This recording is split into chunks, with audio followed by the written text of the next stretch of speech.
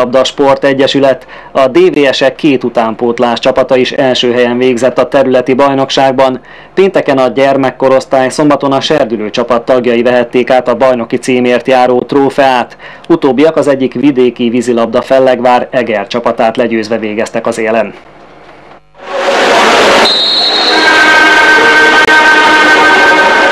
A ráúszásoknál rendre a kéksapkás egriek hozták el a labdát, de ha a meccs egészét nézzük, talán ez az egyetlen dolog, amiben a vendégek felül tudták múlni a debreceni csapatot.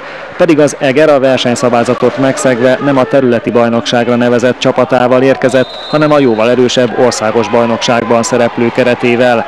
A debrecenieket azonban ez sem zavarta, sőt kihívásnak vették a mérkőzést. Lehetett számítani, hogy az Egernek most az országos bajnokságnak vége lett, és onnan hoztak el játékosokat, a fél csapat az országosban játszott, nem itt a területi bajnokságban, és úgy jöttek el, úgyhogy izgalmas meccs volt. Éder Zsolt alaposságáról sokat elárul, hogy ő már a megerősített egri keret ellen készítette fel játékosait. A behúzódásos védekezés tökéletes fegyvernek bizonyult a centerjátékot erőltető vendégek ellen. Elég jók az egri centerek, és nem csak a center, nagyon jó balkezes lövőik vannak. Talán ezzel próbáltunk kísérletezni, hogy a leghátsó emberről visszahúzódtunk. Volt, amikor sikerült, az esetek többségében kaptunk ebből balszerencsés blokkról lepattanó gól, de hát ez benne van a játékban. Azért a mérkőzés összképét tekintve megcsináltuk azt, amit akartunk. Ha a védelem esetleg mégis megremegett volna, utolsó bástyaként még ott volt a hazaiak kapusa, a bravúrt bravúra halmozó Bartók Péter. A debreceni portás egyszerűen lehúzta a rolót az egri játékosok előtt. Nagyon sokban számított szerintem a közönség, hogy szurkolt nekünk. Ez szerintem az egész csapatnak elég fontos volt.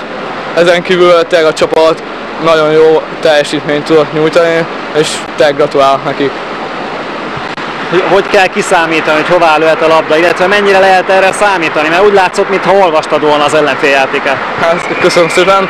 Hát szerintem egy nagyon jó lábtempóval, hogyha már kint vagyunk a vízből, egy karnyújtásra vagyunk, és el tudjuk élni a labdát. A debreceni játékosok egymást múlták felül a mérkőzésen, a megerősített egri csapat azonban nem adta könnyen a bőrét. A vendégek is a bajnoki címért jöttek, így a várható óriási küzdelem nem maradt el a medencében.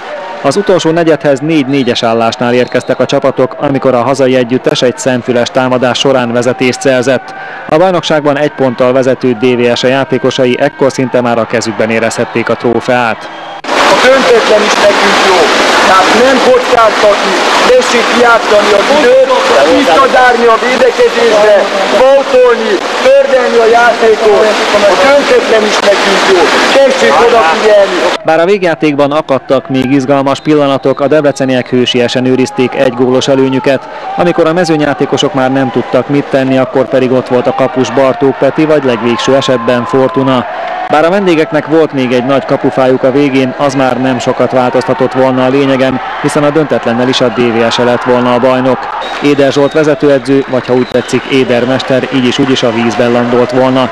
A debreceniek egy bivajerős Egert vertek meg, és ezzel megnyerték a területi bajnokságot.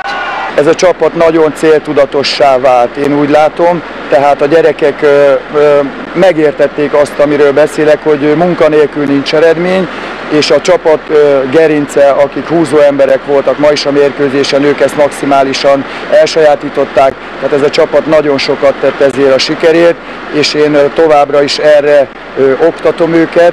Hát ez a csapat, én úgy gondolom, hogy ez a 5-6 évvel, ha a jövőt tekintem, ez lehet a debreceni felnőtt csapat, és hát addig még nagyon sok munka van, de sok öröm lehet még ebben a korosztályban. Az ünnepélyes eredményhirdetésen aztán a kupa is jó kezekbe került, a DVS serdülő csapata idén első nagy sikerét érte el, de talán nem az utolsót.